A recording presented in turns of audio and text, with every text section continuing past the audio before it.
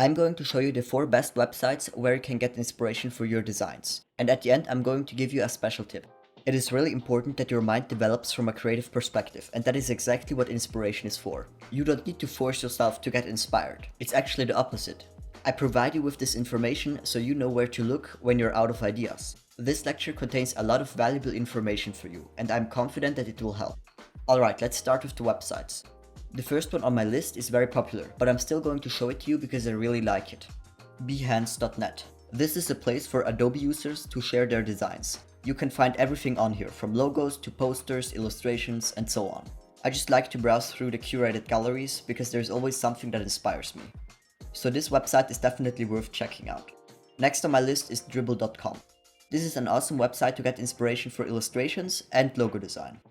There are so many talented designers on here. I always like to scroll through branding, illustration, product design, and typography. So maybe if you need some inspiration for an ad, just check this website out. The next website is Pinterest. I know Pinterest is very popular too, but I just like to use the app on my phone and then I can casually just scroll through when I'm waiting for something. You can literally find everything on Pinterest. Because there is so much content on there, I always recommend that you just search for a very specific term, for example flat logo design, and then you can just scroll through the page. I've heard from a lot of other designers that they struggle to find inspiration for logos. And I agree with them, it can be hard to find something unique because there is already so much out there. But a few weeks ago I discovered the website logopound.com. This is a community for logo designers to share their newest creations.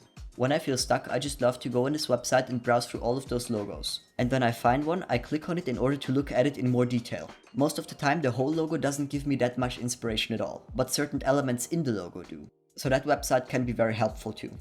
Alright guys, I will now tell you my secret tip for inspiration.